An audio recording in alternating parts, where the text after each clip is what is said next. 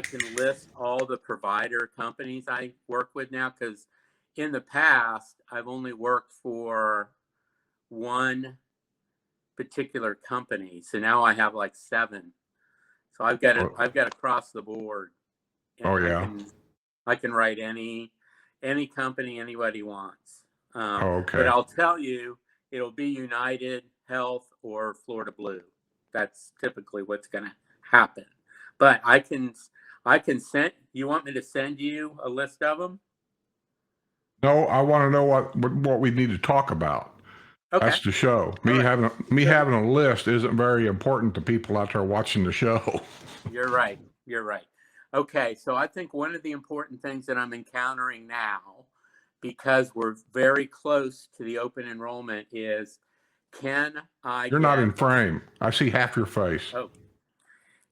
Can I get a second opinion on the coverage I currently have? We're talking about people probably coming from other states, basically. Yeah, or those that are, looking at renewals for this year. So in other words, if I've never known anything, shoot, that won't happen tomorrow, I promise.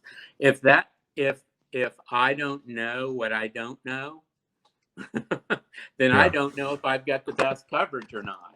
And they don't have to renew their contract, that there are second opinions available. And I'm going to tell them one of two things. I'm going to say, you're just fine, stay where you are, or here's a couple blind spots you have, and you might want to look at them. Okay, so that if we can convey that somehow, that would be great. Maybe the question could be positioned as, have you checked with your doctor to see what health insurance they take?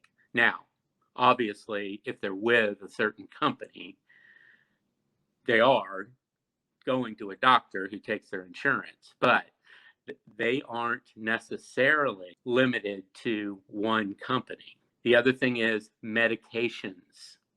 Because medications are covered on all plans doesn't mean they're priced the same way on all plans.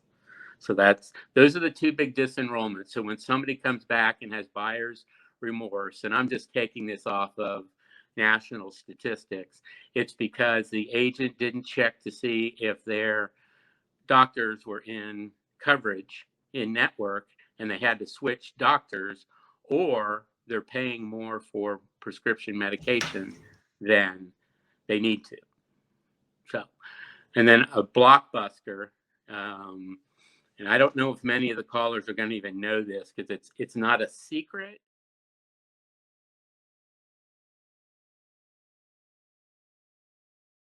So that means if they don't accept it there, they don't accept it here.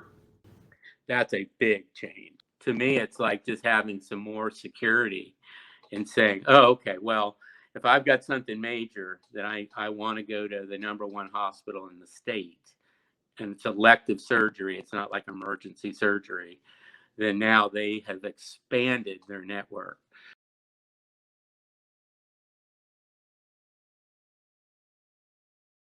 Because I don't think anybody's going to ask.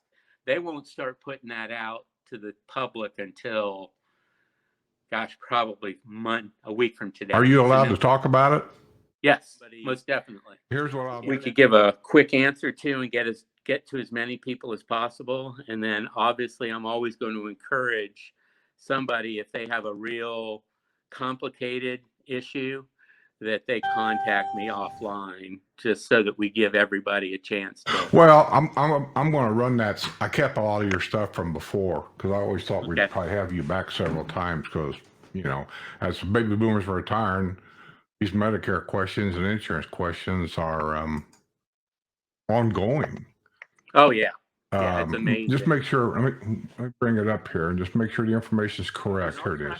I'll try to keep my responses pretty quick, pretty short. Because like you said before, I know there were a lot of people we couldn't get to.